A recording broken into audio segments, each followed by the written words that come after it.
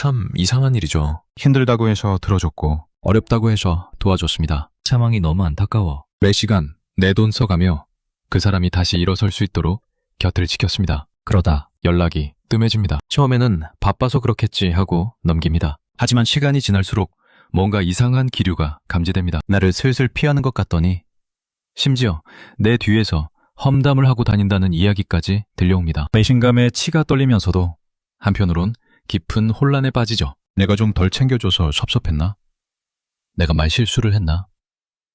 아니면 내가 사람 보는 눈이 그렇게 없었던 걸까? 아무리 생각해도 당신이 잘못한 건 없습니다. 당신의 선의는 진심이었고 희생적이었습니다. 하지만 바로 그 지점이 문제입니다. 오히려 당신이 너무 잘해준 것이 관계를 망친 결정적인 원인일 수 있습니다. 물론 세상 모든 사람이 그런 건 아닙니다. 내면이 단단한 사람은 도움을 받으면 진심으로 고마워하고 언젠가 그 음해를 갚으려 노력합니다. 우리가 꿈꾸는 이상적인 인간관계죠. 하지만 안타깝게도 현실은 교과서와 다릅니다. 우리 주변은 타인의 호의를 있는 그대로 받아들이지 못하는 마음들이 꽤 많습니다. 자신이 받은 도움의 무게를 견디지 못해 은인을 적으로 돌려버리는 역설적인 비극이 비일비재하게 일어납니다. 도대체 왜일까요? 여기에는 우리가 믿어왔던 도덕적 직관을 완전히 배신하는 뇌의 메커니즘이 숨어 있습니다. 오늘은 유독 내가 진심을 다해 도와준 사람들이 왜 적으로 돌변하는지, 그들이 느끼는 심리적 압박감의 정체는 무엇인지 파헤쳐 보겠습니다. 더불어 타인의 열등감과 배신으로부터 나를 지키며 내 소중한 에너지를 아끼는 관계의 기술까지 이야기해 보겠습니다. 지금부터 시작합니다. 우리는 흔히 도움을 주는 행위를 사랑, 배려, 선의로 정의합니다. 주는 사람 입장에서는 명백히 그렇죠. 하지만 받는 사람의 뇌 속에서는 전혀 다른 화학작용이 일어납니다. 심리학에서는 이를 자존감 위협 모델이라고 부릅니다. 도움을 받는다는 건 수혜자에게 두 얼굴을 가진 축복입니다.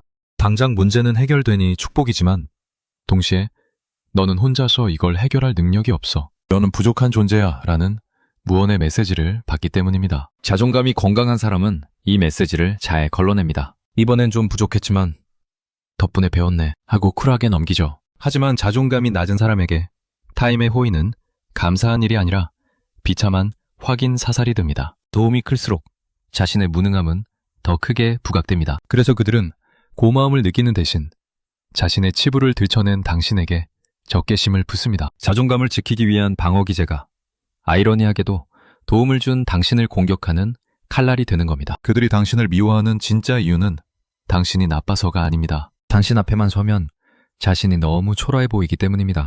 이뿐만이 아닙니다. 인간관계에는 상호성의 원칙이라는 강력한 룰이 존재합니다. 모든 사회적 동물은 받은 만큼 돌려줘야 한다는 본능적인 압박감을 느낍니다. 뇌과학적으로 인간은 누군가에게 빚을 졌다는 이 부채감을 단순한 감정이 아니라 빨리 해결해야 할 생존 스트레스로 인식합니다. 문제는 당신이 베푼 호의가 상대방이 도저히 갚을 수 없는 수준일 때 발생합니다. 심리학에서는 이것을 과잉 혜택 상황이라고 부릅니다. 예를 들어 경제적으로 파산 직전인 친구에게 큰 돈을 빌려주거나 직장에서 결정적인 성과를 떠먹여 주었다고 가정해봅시다. 상대방은 처음에는 고마워합니다. 하지만 시간이 지날수록 이걸 언제 다 갚지? 라는 막막함이 그를 짓누릅니다. 거대한 호의 앞에서 일종의 심리적 파산을 선언하게 되는 거죠. 이 견디기 힘든 부채감을 해소할 수 있는 가장 쉬운 방법이 무엇일까요? 열심히 노력해서 당신과 대등해지는 것? 그건 너무 어렵고 오래 걸립니다. 가장 빠르고 쉬운 방법은 바로 채권자인 당신을 나쁜 사람으로 만드는 것입니다. 여기서 뇌의 기억 조작이 시작됩니다. 저 사람이 순수한 마음으로 도와준 게 아닐 거야. 잘난 척하려고 나를 이용한 거지. 사실 나를 무시하고 있었던 거야. 상대방은 당신의 순수한 의도를 왜곡함으로써 부채감에서 탈출하려 합니다. 당신이 나쁜 사람이 되어야만 빚을 갚지 않아도 되는 명분이 생기기 때문입니다. 당신을 미워해야만 그들의 마음이 편해지는 이 기막힌 역설이 바로 여기서 탄생합니다. 여기에 피해자 민감성이 높은 사람이라면 상황은 더 최악으로 치닫습니다. 살면서 배신이나 착취를 당해본 사람들은 타인의 친절을 있는 그대로 믿지 못합니다. 이들의 편도체는 호의를 위험신호로 강제합니다. 세상에 공짜는 없어. 나중에 더 큰 걸 뺏어가려고 저러는 거야. 이런 편집증적 의심이 작동하면 그들은 당신이 배신하기 전에 먼저 당신을 배신합니다. 이것은 그들에게 일종의 선제적 방어입니다. 당신을 공격하려는 게 아니라 자기가 다치기 싫어서 먼저 관계를 끊어버리는 생존 본능인 셈이죠.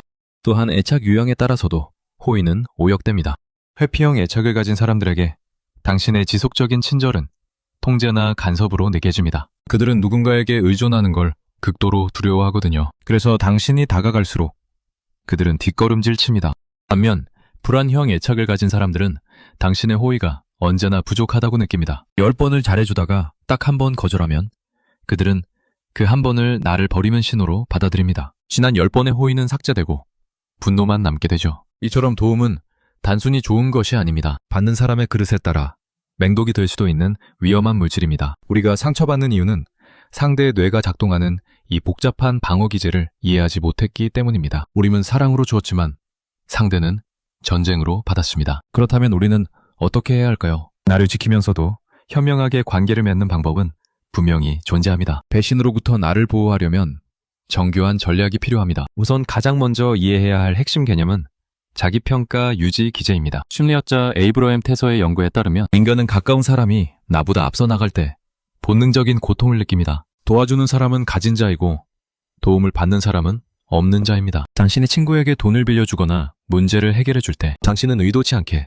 나는 너보다 능력이 있다는 사실을 증명하게 됩니다. 이론에 따르면 나와 심리적 거리가 가깝고 관련성이 높은 분야일수록 이 격차는 상대에게 맹독이 됩니다. 예를 들어 같은 직종에 있는 친구가 일이 안 풀릴 때 당신이 나서서 해결해 줬다고 칩시다. 친구는 고마움과 동시에 왜 쟤는 되는데 나는 안 될까? 라는 비참함을 느낍니다. 당신의 선의가 친구의 자존감을 찌르는 칼이 된 셈입니다. 이때 상대방은 시기심과 열등감을 느낍니다. 이 고통을 피하기 위해 그들은 쉬운 방법을 택합니다. 바로 당신을 깎아내려 그 격차를 없애는 것입니다. 제가 잘난 척하려고 나를 도와준 거야. 그때 그 도움 사실 별거 아니었어. 이렇게 당신의 호의를 폄하해야만 자신의 구겨진 자존심을 회복할 수 있기 때문입니다. 이 원리를 알았다면 우리의 대처법도 달라져야 합니다. 첫 번째 전략은 조용한 성장과 겸손한 도움입니다. 당신이 무언가를 성취해서 남을 도울 여유가 생겼을 때 그것을 과시하지 마십시오. 특히 자존감이 낮아진 지인에게 도움을 줄 때는 당신의 능력이 드러나지 않도록 최대한 몸을 낮춰야 합니다. 내가 해결해 줄게가 아니라 나도 운이 좋아서 알게 된 건데 같이 한번 해보자 라고 말해야 합니다. 당신의 우월함이 상대의 결핍을 자극하지 않도록 포장지를 바꾸는 것입니다. 이것은 비겁한 것이 아닙니다. 깨고 싶지 않은 관계를 지키면서도 불필요한 시기와 배신으로부터 당신을 지키는 가장 지혜로운 처세입니다. 진정한 고수는 남을 도울 때조차 자신의 칼을 함부로 번쩍이지 않습니다. 두 번째 전략은 도움의 기회를 나누어 상호성을 맞추는 것입니다. 일방적으로 주기만 하는 관계는 오래갈 수 없습니다. 주는 사람은 강자, 받는 사람은 약자가 되기 때문입니다. 상대방에게도 당신을 도울 기회를 주어야 합니다. 이 부분은 네가 더 잘하잖아. 조언 좀 해줄래? 내가 지금 좀 바쁜데 이것 좀 도와줄 수 있어? 작은 부탁을 통해 상대방에게 기여할 틈을 열어주십시오. 이것은 상대방에게 나도 쓸모있는 사람이다.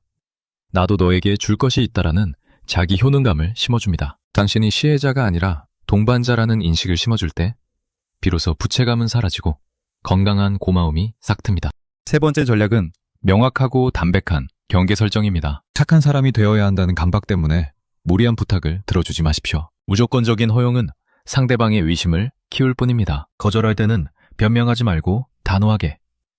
반대로 도움을 줄 때는 생색내지 말고 담백하게 해야 합니다. 그저 내가 여유가 있어서 하는 일이니 부담 갖지 마라는 태도를 보일 때 상대방은 당신의 호의를 순수하게 받아들일 수 있습니다. 마지막으로 손절의 기준을 명확히 하십시오. 아무리 노력해도 안 되는 관계는 있습니다. 첫째, 필요할 때만 찾아와 감정 쓰레기통으로 쓰는 사람. 둘째, 당신의 좋은 소식에 표정이 굳거나 비꼬는 사람. 셋째, 당신의 약점을 수집해 다른 곳에서 떠벌리는 사람. 이런 징후가 반복된다면 그는 당신을 친구가 아니라 자신의 결핍을 채우기 위한 도구로 보고 있는 겁니다. 이때는 그 사람을 바꾸려 하지 마십시오. 불가능합니다. 조용히 마음의 문을 닫고 물리적, 심리적 거리를 두는 것만이 답입니다. 당신의 에너지는 그 가치를 아는 사람들에게 쓰여야 합니다. 누군가 당신의 호의를 배신했다고 해서 그게 당신의 부족함 때문은 아니라는 겁니다.